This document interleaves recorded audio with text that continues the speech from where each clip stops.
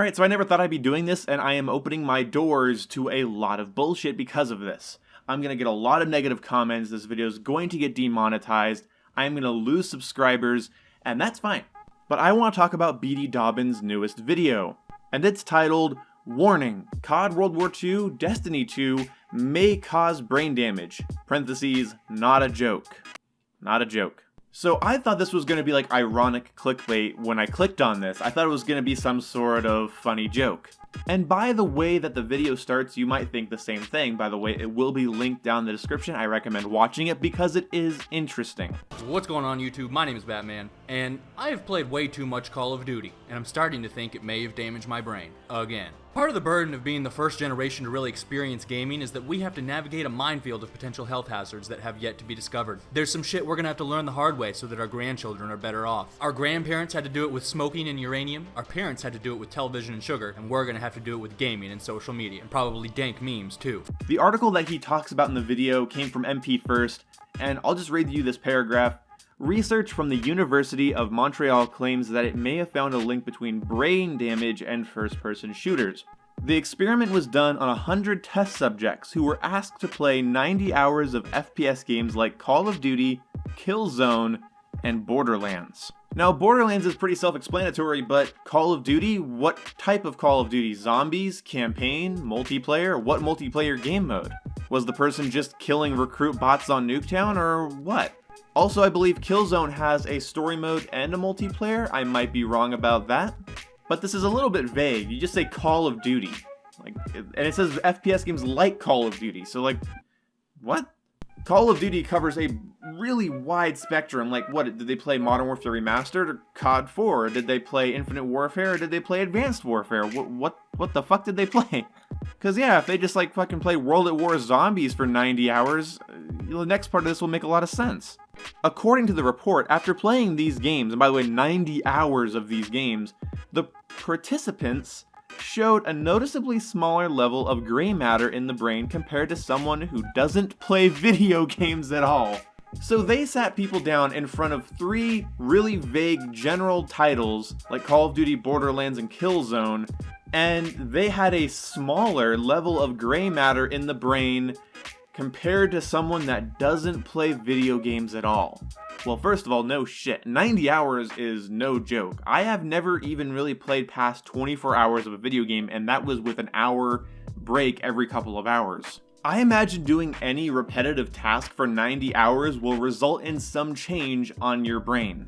Again, 90 hours. So after a little under 4 days of people playing Call of Duty, what Call of Duty, what game mode, they had a noticeably smaller level of gray matter. Now this next part is interesting because Bdobbins actually shares his experiences with video games pretty candidly here, and I do respect him for it. Now usually I wouldn't just make a whole video for this until there was something more to it, but when I was reading in about some of these consequences, it almost sounded like I was reading about myself a little bit. Because over the past few years, there have been some inexplicable changes I've noticed in myself and the way I play games that would align with the findings of this study. I've played these types of games, shooter games, almost exclusively for at least 5 hours a day the last 8 years. And I wanted to give my personal testimony as to what I suspect may be some actual brain damage I've incurred and what that brain damage feels like from a user's perspective. As the years have progressed, I've noticed I've become more and more dependent on autopilot gameplay mechanisms. I've noticed that most of the time I find it too mentally taxing and difficult to play shooter games the traditional way I used to, and instead I rely on mechanics that require good aim, but not a lot of thought or navigation.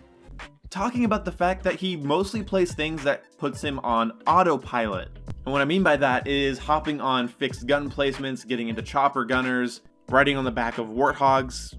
And Bdobbins noticed this about himself before he even read this report, or this article. The article goes on to say, furthermore, scientists are saying that playing first-person shooters activates the autopilot part of our brains, thus diminishing the size of our hippocampus, which can lead to depression, memory loss, and more mental issues. For comparison's sake, playing puzzle games are said to increase gray matter and strengthens the hippocampus. And I would like to know what this study was actually playing, what these people were actually playing, because first-person shooters activates autopilot part of our brains. Again, Killzone, Borderlands, Call of Duty.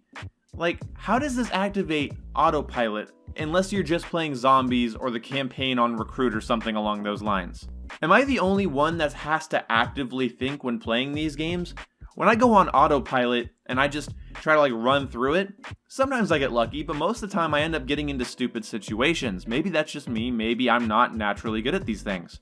But I'm sorry, I know the latest Call of Duties have gotten really simple with their map design and their structure design, and Bdobbins mentions that in his video as well. I just have a lot of trouble believing that if these people were playing the Call of Duty multiplayer, that their brain just went on autopilot. Unless they were just running into people and dying and getting lucky gunfights like a lot of my friends seem to do. Call of Duty requires a bit of thought. It requires a bit of active thinking, especially if you want to do well. Maps, nade spots, spawns, rotating spawns, controlling spawns, looking at the minimap and the kill feed to realize what teammates are alive and which teammates are dying and what they died by and where they died from, reacting quickly to gunfights, forming little strategies with your team for competitive game modes or objective game modes. In any shooter, this takes up a lot of your mental energy, I honestly think. At least it does for me. Maybe I'm kind of dumb and I just have to try harder than most people. And I have turned my brain off and just done well in a video game, and I can do that. In fact, some of my best games are when I do turn my brain off and I just talk. But when playing multiplayer, there's a lot of variables. If you come up across a really good clan, it's hard for me to talk about what movies I watched this week with my buddies while just sitting back in my chair and playing. As soon as a tough clan shows up or a couple of tough players make the match a little bit harder, I sit up, I lean forward, and instincts and strategy, experience, and knowledge has to kind of, mix in a little bit. Maybe it sounds dramatic how I'm putting it, but in my opinion, it's no more dramatic than saying playing too much COD just kills your brain. Because obviously, and even Bdobbins says this in his video, everything needs to be in moderation. Playing puzzle games day in and day out will not make you a genius. So my biggest problem, you guys can probably tell, is that they're not really explaining what they played. Because Bdobbins is kind of referring to it as multiplayer, and he talks about the multiplayer maps. And I can totally see how a game like Call of Duty might condition the brain this way. I mean, look at the maps over the last 5 years. It's always 3 lanes, perfectly symmetrical, very blocky, perfect polygonic structure, all right, very small. After the first match, you can start navigating those maps on autopilot as if you were navigating the rooms in your house. A Call of Duty map is not that much more complex than the layout of most homes. Now, the multiplayer maps in modern Call of Duty games are about as simple as just walking around your house. And I will say that I don't like how simple Call of Duty maps are now. I honestly get bored. I get tired of them. Super simple, competitively sanctioned 3-lane maps get tiring. A change in elevation, something complex, something interesting, an area where you can get shot at from 7 different directions. I like that kind of stuff in my first-person shooters. It adds variety. It can even add tension if implemented properly. But it's actually a decent comparison talking about going on autopilot and using walking around your house as the example of being on autopilot. You don't really have to actively think about walking around your home. You know where everything is. And that's a good example. It's a good way to put it. But at the same time, you really can't say Call of Duty puts you on autopilot because the maps are simple. Because let's just say you're inside your house and you know where everything is, right? Well, let's put 5 people in there that you don't know, you've never met before, give them various weapons, and then have them hunt you inside your house. And then, if you survive, you have to deal with 5 more, and 5 more, and 5 more. I think it's a bit ridiculous to say that Call of Duty puts you on autopilot because enemies show up on the mini-map, or the maps are small and simple. That's just a style choice. What really matters is who you're playing against. There are enemies I can go autopilot on, and there are enemies that require me to sit up, lean forward, and try my ass off because they're actually decent players. Maybe I'm the only one that experiences that and it's really easy for you. That's great. Now, I'm really bad at reading because of my dyslexia, so I'm not going to try to butcher their article, but they did talk about something very interesting. The scientists that did that talked about how some people are more reward-driven, and they're not learning spatially, they're not learning the game, they're just kind of driven by the reward. Relate that to following the waypoint, or just grinding until the little bar fills up and you get bonus XP or a supply drop or some shit. And I think the people that go into a match of Call of Duty just trying to get a camo, and all they're doing is trying to get double kills, and they're just focused on that reward. Some people might think very tactically to set themselves up for it, and other people just kind of just turn their brain off and play and play and play. Some people let a YouTube video play in the background while they just play and play and play until their gun's gold or their max prestige or some shit. And if you're just reward driven on autopilot, then yeah, I can see that being a problem if you always are doing that. And as the study says, they did that for 90 fucking hours. Man, I cannot believe that shit. And again, we don't know if they were playing a campaign on Recruit, playing against bots. We don't know what difficulty they were playing on. We don't know what they're specifically talking about here. I want to know the title of the Call of Duty and what game mode, and I want to know if they played 3 different types of games over 90 hours, or like they gave like, okay, you guys get Call of Duty for 90 hours, you guys get Killzone for 90 hours, you guys get Borderlands for 90 hours. Okay, have fun. But enough about the study. I recommend you guys read the study. I will try to remember to link it down in the description. But as interesting as it is, it gives me more questions than answers. There's a lot of left out things there. They just keep talking about Call of Duty, Killzone, Borderlands. They even talk about Super Mario actually, and they talk about action games. And it's like, okay, well, what are you making these people play for 90 hours? Because just playing Team Deathmatch on Call of Duty Ghosts yesterday, me and my buddies came up with a guy named Feral Wood, and Feral Wood suddenly made us all sit up and lean forward. Feral Wood was an amazing shot, and he was giving us a really big run for our money, and he made us think a little bit. We had to kind of focus on taking him out. When we saw him and his customized character, we got a little bit nervous, but we ended up throwing him off his groove. And I just feel like that kind of human variable is, I don't know if it's healthy for our brains, but I don't think it's detrimental. And again, I just want to know what the fuck they were playing specifically. So surface level, it's very interesting, but as a gamer, I have to wonder what the fuck were they playing? And I keep reiterating that, but let's talk about more about what Bdobbins was talking about. Because Bdobbins didn't really get skeptical about this. Bdobbins was just kind of like, oh, I can relate to these things, so Call of Duty World War II and Destiny 2 can give you brain damage. I'm completely oversimplifying his video, and that's wrong. But really though, I can't, man, Dobbins, I can't stand by this, because you in the video, and I'm not trying to judge you here, you do admit to smoking a fair amount of weed and getting stoned off your balls. I have nothing wrong with people smoking weed. In fact, a lot of people I play with online get high all the time. I don't judge them for it, it's fucking weed, who gives a fuck? But if you're starting to notice that you want to play things that put you more on autopilot, and you don't want to experience the full thing of the game, you just kind of want to find a game mechanic and abuse it to kick the shit out of people. If I'm on Battlefield, thinking about walking around as infantry gives me a headache. I'm like, ugh, I gotta go find the bad guys. I gotta make sure the bad guys don't find me. I always gotta be near cover in case they do find me. I gotta avoid all the vehicles I can't do anything against. What a drag. I don't know where all the bad guys are. And I even admit this freely to myself and others. Like when Tommy flies me around in helicopters, I've literally said before on numerous occasions, and I quote, "What I love about this is that I don't have to think. I can just get high and sit back and chill." But I didn't used to be that way. What's made these changes so noticeable to me is I used to always be about novelty, getting tired of the same thing quick and trying out every last new thing a game has to offer. But now I'm just about finding that sweet spot and then sticking to it exclusively. That one mechanic I can abuse to farm kills with a minimum intellectual effort, while in the meantime I'm thinking about what my next comm will be. Like, I'm not going to say it's not the video games, or it's not just that you're getting older and maybe you just, that sense of video game hype and adventure is kind of gone. You just want to find something to kick people's asses with, and that's fine. You have a lot of fans. You get a lot of views on your videos, way more than I do. And I can't believe this is coming from me, because I'm a fucking dumbass, but this kind of seems a little bit intellectually dishonest. Because you got to kind of play a game of what's more likely. Is it that you're getting bored of video games and first-person shooters because of the quantity in which you've played? Or is it the weed you're smoking? Because if you're smoking weed consistently, like, again, this is not judgment. If any stoners are watching this video, or weed enthusiasts, or smokers of the plant, I don't care. I'm not calling it devil's lettuce, just hear me out. I just feel like if you're smoking that much weed, that fucking drug's been fucking proven to mess with your hippocampus region. I think it's more likely that the variables in a Call of Duty multiplayer experience, or Battlefield, or Halo, Doom, Titanfall, whatever, I feel like the variables and the human element there, when you're fighting real people online, and you're refining your aim and your skill and your map knowledge and your just understanding of the video game as it is, parentheses, I do know that playing too many video games is not good for you. I'm not saying playing video games makes you a super genius. But I feel like those experiences would do more good than bad compared to smoking weed based on what I've read about weed.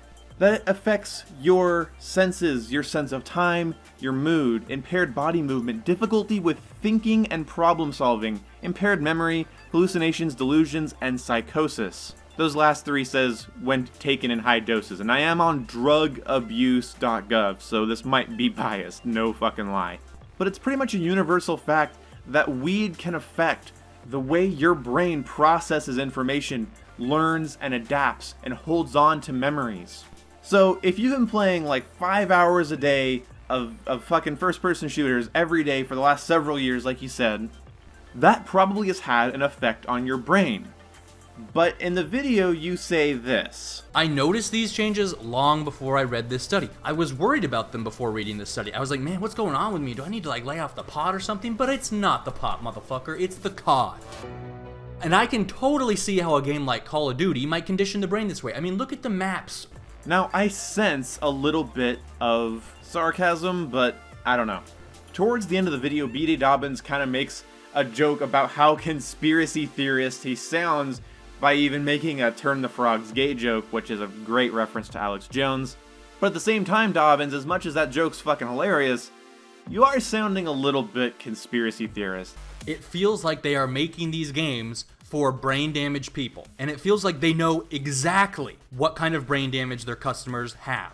And it's a vicious cycle because they give us brain damage and now they're dumbing down their game for their brain damaged customers, and it's only going to damage our brains that much more. I think these games have different styles for different types of gamers. There are incredibly difficult, challenging games that don't put your brain on autopilot. And by the way, I do think that Destiny 2 does put you on autopilot, but it's a fucking loot and shoot. It's a goddamn loot and shoot. You shoot things, you loot them, you get things to shoot more things with, and then you shoot things that have more health and that are slightly harder, and you get to the point where you get bored, and then you play Crucible, and then Crucible gets fucking annoying, and then you turn it off. It's fucking Destiny. But I don't know, the idea that they're making games around the brain damage that they're causing, so every game gets dumber and dumber, I don't know, this kind of just seems like the new games are bad rhetoric that I keep hearing from everyone, everywhere. And I don't think they're making games that are for people with brain damage. I think maybe they're making games for stoners. No, it's fucking stupid. I have no proof of that, and that's just fucking speculation to the nth degree. But really, I just think some games are simpler than others. Some games you just turn your brain off. And Destiny 2 unapologetically even makes fun of the fact that you are just shooting aliens constantly to no avail. And it's fun, and it's not really giving anybody the illusion that they're working hard. It's not tricking you. I think everybody that plays Destiny 2 knows that unless you're doing the raid on the hardest light level, you're really not being challenged in Destiny. It's a fun ride to have with your friends, and that's about it. And I think I kind of nailed the analogy on the head with the Call of Duty thing. Yeah, Call of Duties I do think have gotten overly simplified, and that fucking frustrates me. But at the same time, they have that human element. So, yeah, the Call of Duty maps are about as autopilot as walking around your own house. But if your house has real people that you don't know that are unpredictable, that kind of tosses that on its head a little bit. So my takeaway is we don't know exactly what they were playing. I kept reading and I didn't see anything. They even just said Super Mario, and I don't exactly know what Mario they were playing. And I think it's more likely that Bdobbins is bored, is kind of growing out of the video game hype, which even I can feel that. And also, maybe it's just the fact that he smokes a lot of weed. Who fucking knows? I don't think we should talk with too much authority about this when this fucking article is already pretty short and pretty vague. And again, there's only 100 people. That's a good test number, but it's also between 3 different video games. And they didn't say if Call of Duty, Borderlands, or Killzone players had different effects. So maybe they played all 3? God, that'd be a fucking long 90 hours if I had to fucking play that much fucking Call of Duty. Or any game. I can't name one video game I'd play that long. Like I wouldn't even fucking binge Kingdom Hearts for 90 hours. I'm a fucking weeb. Anyway, hope you guys enjoyed this video. Let me know what you guys think about this study. Let me know what you guys think about this. I think over the next 10 years, we're going to learn a lot about how video games affect people in the long term. I don't think it's as simple as playing too much Call of Duty destroys your brain, because playing too much of anything or doing too much of anything, watching too much Netflix can harm your brain. The idea that certain things out there just don't affect us is pretty much dumb. Well, obviously there's things that don't affect us. I should say that the idea that doing anything a lot doesn't affect you is a little bit ridiculous. I don't always agree with Bdobbins. I'm not a Bdobbins fan. I do respect him. And Bdobbins, if you watch till this point in the video, thank you, man, for watching. Your videos are way better paced than mine. They have better music. They're more epic, and they are more grabbing than mine. And I'm fully aware of that. So I'm almost embarrassed if you watch this video, because I don't feel like my video putting togetherness skills are as high up as yours, or my speaking skills. Dude, your voice is fucking butter. Hope we can stay respectful in the comment section. See you when I see ya. Goodbye. Oh, the excess rambling? You're wondering about the excess rambling? That's just what makes me me, baby. Don't hate.